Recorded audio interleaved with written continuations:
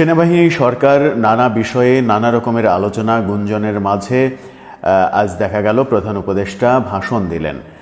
প্রধান উপদেষ্টা প্রায় ৩৫ মিনিটের ভাষণ গণমাধ্যম প্রচার করলো, লাইভও প্রচার করেছে। সেখানে ৩৪ মিনিটের বেশি সময় ধরে নিজের সরকারের উন্নয়নের ফিরিস্তি দিয়েছেন, যা আগের সরকারগুলোর ধারাবাহিকতার মতোই। আগের সরকারগুলোর অবস্থাও আমরা একই দেখেছি। জাতির উদ্দেশ্যে ভাষণ মানেই নিজের উন্নয়নের ফিরিস্তি দেয়া, নিজের মতো করে কথা বলা। সেই ফিরিস্তি বাস্তবতার সঙ্গে কতটা মিল আছে কতটা অমিল আছে আগেও আমরা যেভাবে দেখেছি এখনও সেভাবে দেখেছি।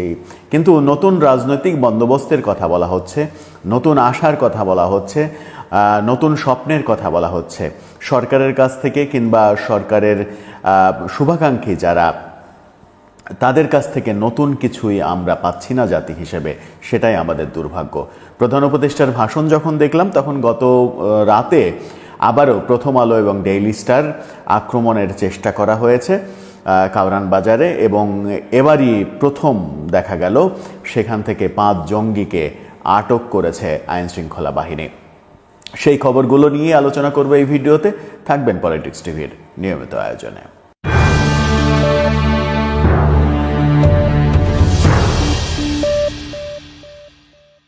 দর্শক, পলিটিক্স টিভির নিয়মিত ভিডিওগুলো এখন থেকে স্পন্সর করছে প্রজাপতি.tv, নতুন ওটিটি প্ল্যাটফর্ম। আপনারা চাইলে ইউটিউবে, ফেসবুকে, ইনস্টাগ্রামে, টিকটকে দেখে নিতে পারেন। চলে যাচ্ছি মূল ভিডিওতে। বলছিলাম প্রথম আলো এবং ডেইলি স্টারের কথাটা আগে বলি। প্রথম আলো ডেইলি স্টার ভবনে আবারও গতকালকে হামলার চেষ্টা করা হয়েছে। গত রাতে বেশ কিছু জঙ্গি সেখানে সমবেত হয়েছে, সেখানে হামলা করার চেষ্টা করেছে। প্রথম আলোর বিরুদ্ধে, ডেইলি স্টারের বিরুদ্ধে নানা রকমের ষড়যন্ত্র চলছে। তাদের তকমা দেয়া হচ্ছে যে তারা শেখ হাসিনার দোসর। অথচ আশ্চর্যজনক হলেও সত্য যে প্রথম আলো এবং ডেইলি স্টার শেখ হাসিনার আমলে সব থেকে নিষ্পেষিত পত্রিকা বলেই আমরা জানি। তাদেরকে সরকারি বিজ্ঞাপন দেয়া হয়নি, সরকারি দপ্তরে প্রথম আলোর সাংবাদিকদের ঢুকতে দেয়া হতো না, নানা রকমের ব্যাপার স্যাপার। প্রথম আলোর সম্পাদক মতিউর রহমানকে প্রধানমন্ত্রী ভবনে শেখ হাসিনার শাসন আমলে ঢুকতে দেয়া হয়নি।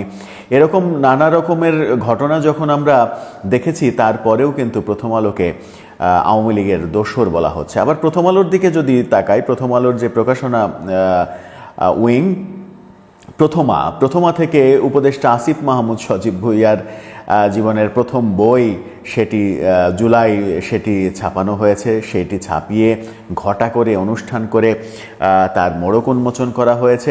সরকারের এক ধরনের তুষ্টির জন্য প্রথম আলো যখন কাজ করছে, আবার প্রথম আলো সম্পাদক প্রধান উপদেষ্টার যে সাক্ষাৎকার নিয়েছিলেন, সেই সাক্ষাৎকার নিয়েও যথেষ্ট সমালোচনা হয়েছে যে এরকম তৈলাক্ত সাক্ষাৎকার এর আগে কোনো সাংবাদিক নিয়েছেন কিনা, সেটি নিয়েও নানা রকমের বিতর্ক হয়েছে। অর্থাৎ প্রথম আলো এই সরকারের যখন ঘনিষ্ঠ হিসেবে কাজ করছে, সমালোচনা রয়েছে। প্রথম আলো ঘনিষ্ঠ একাধিক উপদেষ্টা সুযোগ পেয়েছেন উপদেষ্টা পরিষদে। ঠিক সেই সময়ে প্রথম আলোকে আওয়ামী লীগের দোসর বলা কতটা বাস্তবতার সঙ্গে মিল রয়েছে সেটি অবশ্যই প্রশ্নবিদ্ধ ব্যাপার। প্রথম আলোর সামনে এর আগে আন্দোলন, গরু জবাই করে উৎসব করা, ভারতের দালাল বলা, আওয়ামী লীগের দালাল বলা, এরকম কর্মকাণ্ড যখন দেখেছি, গতকালকেও ঠিক একই রকমের কর্মকাণ্ড হতে যাচ্ছিল। প্রথমবারের মতো যেটা হলো সেটা হচ্ছে যে সেখান থেকে 5 জঙ্গিকে আটক করা হলো। আটককৃত ব্যক্তিদের মধ্যে যে লোকটি নেতৃত্ব দিচ্ছিলেন তার নাম আক্তার ভুঁইয়া। তিনি নিজেকে বেশভূষা দেখেই মনে হয় কীরকম সেটা আপনারাই বুঝবেন ভালো করে যারা এই ভিডিওটি দেখেছেন। আমরাও দেখিয়ে দিতে পারি আপনাদেরকে এই স্ক্রিনশটে। সেই ব্যক্তি নিজেকে বৈষম্যহীন কারামুক্তি আন্দোলনের ঢাকা মহানগরের সদস্য সচিব হিসেবে দাবি করেছেন। বৈষম্যহীন কারামুক্তি আন্দোলন কবে গঠিত হলো সেটি একটা মজার ব্যাপার, কিন্তু বৈষম্যহীন আন্দোলনের তিনি একজন কর্মী, একজন নেতা, এরকমভাবেই দাবি করা হয়েছে। বৈষম্য বিরোধী আন্দোলন কি প্রথম আলোর বিরুদ্ধে সত্যিই অ্যাকশানে গিয়েছে, সেই প্রশ্নও সামনে এসে যায়।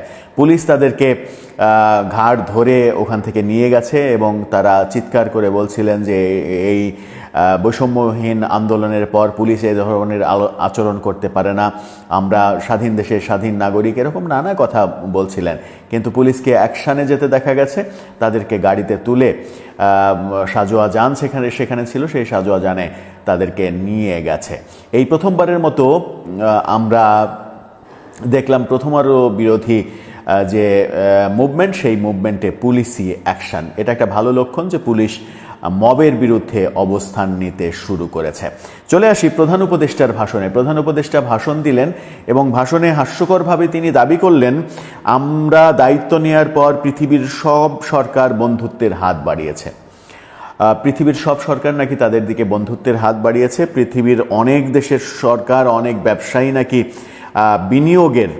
বিদেশি বিনিয়োগের জন্য তাদেরকে বলছে। এই গল্প আমরা গত 7 মাস ধরে শুনছি, কিন্তু এখন পর্যন্ত বিদেশি কোনো বিনিয়োগ দেখতে পায়নি। প্রতি মুহূর্তেই বলছে যে আমরা যার কাছে যাচ্ছি তার কাছে কিছু বলা লাগছে না, তারাই আগ বাড়িয়ে ডেকে বলছে তোমার কি প্রয়োজন বলো, কি লাগবে বলো। প্রধান উপদেষ্টা এই গল্প এর আগেও শুনিয়েছেন, কিন্তু কাজের কাজ আমরা এখন পর্যন্ত দেখছি না। কাজের মধ্যে কাজ যেটা দেখছি সেটা হচ্ছে যে এখনও আমাদেরকে ভারত থেকেই চাল আমদানি করতে হচ্ছে। প্রধান উপদেষ্টা চীন সফরে যাচ্ছেন, সেখানে এক গাদা তার কর্মসূচি রয়েছে। আগামীকালকে চীন সফর যাচ্ছেন, আগামীকালকে মহান স্বাধীনতা দিবস। সেই স্বাধীনতা দিবসে তিনি দেশে না থেকে চীন সফরে যাচ্ছেন, সেটি নিয়েও সমালোচনা রয়েছে। এবং মহান স্বাধীনতা দিবসে কুচকাওয়াজ হবে না, কুচকাওয়াজ বাতিল করা হয়েছে। কেন কুচকাওয়াজ হবে না, কেন ঐতিহ্যবাহী এই আয়োজন হবে না, স্বাধীনতা দিবসটাকে কেন এত ছেলেখেলাভাবে দেখা হচ্ছে, সেই সমালোচনা যখন রয়েছে, তখন 25শে মার্চে এসে 26শে মার্চ মহান স্বাধীনতা দিবস উপলক্ষে জাতিকে শুভেচ্ছা জানালেন প্রধান উপদেষ্টা, স্বাধীনতার বীর শহীদদের শ্রদ্ধা জানালেন এবং সেখানে তিনি বললেন 2 লক্ষ মা বোনের সম্ভ্রম এবং লক্ষ লক্ষ মানুষের প্রাণ। তিনি কিন্তু 30 লক্ষ বলেননি, বলেছেন লক্ষ লক্ষ। তার মানে হচ্ছে যে 30 লক্ষ এই সংখ্যার সঙ্গেও বোধহয় তার দ্বিমত রয়েছে। সেখানে স্বাধীনতার যিনি প্রধান নেতা বঙ্গবন্ধুর কথা আসেনি, এমএজে উসমানির কথা আসেনি, 4 নেতার কথা আসেনি, স্পেসিফিক কারো কথাই আসেনি। এই না আসার কারণ হচ্ছে যে স্বাধীনতা যুদ্ধের সঙ্গে ঐতিহাসিকভাবে যাদের সব থেকে টপ লেভেলের সম্পর্ক, তারা বেশিরভাগই আওয়ামী রাজনীতির সঙ্গে জড়িত। এই কারণেই বোধহয় তাদের নাম তিনি নেননি। কিন্তু যেটি নিতে ভুল করেননি সেটা হচ্ছে যে এই 26শে মার্চে মহান স্বাধীনতা দিবসের শ্রদ্ধা জানাতে গিয়ে তিনি 24-এর স্বাধীনতা যুদ্ধের কথা কয়েকবার বলেছেন, বেশ কিছুক্ষণ ধরে তিনি এই কথা বলেছেন। গত 16ই ডিসেম্বরেও দেখেছি আমরা সরকারি বিভিন্ন আয়োজনে 24-এর স্বাধীনতার আবু সাইদের ছবি। এবারও 26শে মার্চে সেরকম দেখলে আশ্চর্য হওয়া যাবে না। মহান স্বাধীনতা 71-এর মহান মুক্তিযুদ্ধের সঙ্গে 24-এর এই আন্দোলনের কি সম্পর্ক, সেটাও একটা বড় বিষয়। হ্যাঁ, বলতে পারেন সেটা ঠিক আছে, কিন্তু যখন জায়গাবিহীন অজায়গায় এই ব্যাপারগুলো বলবেন তখন ব্যাপারটা দুর্বল হয়ে যায়। যেমনটা আওয়ামী লীগ সরকার করেছিল, বিভিন্ন অজুহাতে বিভিন্নভাবে প্রয়োজনে অপ্রয়োজনে বঙ্গবন্ধুকে ব্যবহার করে বঙ্গবন্ধুকে এক ধরনের পচিয়ে ফেলেছিল আওয়ামী লীগ। বঙ্গবন্ধু শব্দটা এখন এই পরিবর্তিত পরিস্থিতিতে এসে কোনো গণমাধ্যমে আমরা দেখছি না যে শেখ মুজিবুর রহমানকে বঙ্গবন্ধু বলতে। তার মানে হচ্ছে যে আওয়ামী লীগই এক ধরনের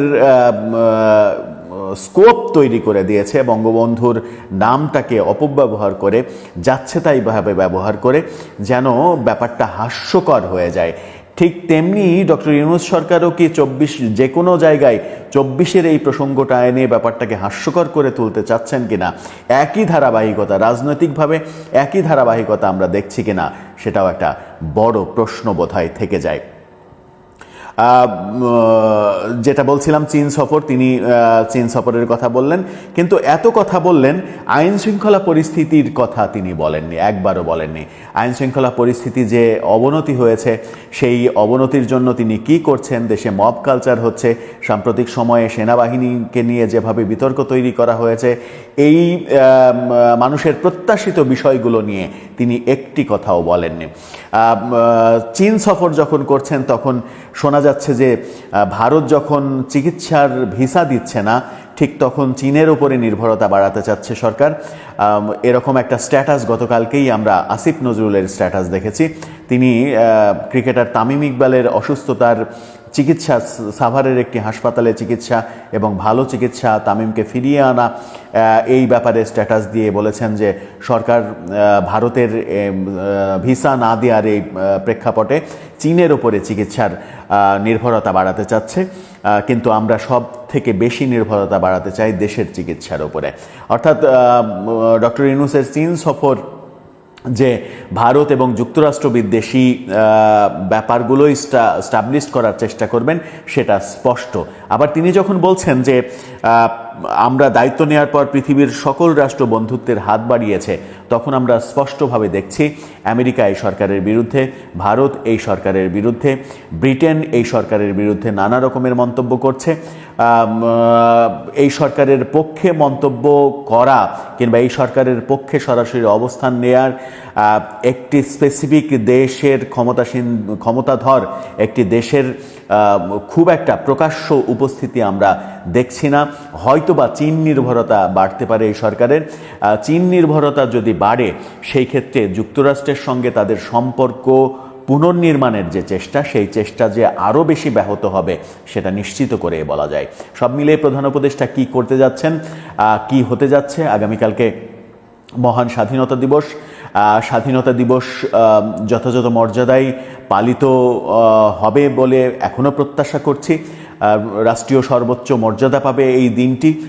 আজকে 25শে মার্চ আমরা তেমন কোনো আয়োজন দেখিনি, তেমন কোনো কথাবার্তা শুনিনি। এই দিন যে একটা ঐতিহাসিক দিন বাঙালি জাতির জন্য, বাংলাদেশি মানুষের জন্য, সেই দিনটিকে সরকারি আয়োজনের দিক থেকে নীরবতাই লক্ষ্য করা গেছে। সব মিলিয়ে আমরা বোধহয় একটা দুর্ভাগা জাতি যে রাজনৈতিক পট পরিবর্তনের সঙ্গে সঙ্গে ইতিহাসের অনেক বাস্তবতায় পরিবর্তন হয়ে যায়। এ থেকে আমাদের মুক্তির পরিত্রাণ আদতে কি সেটা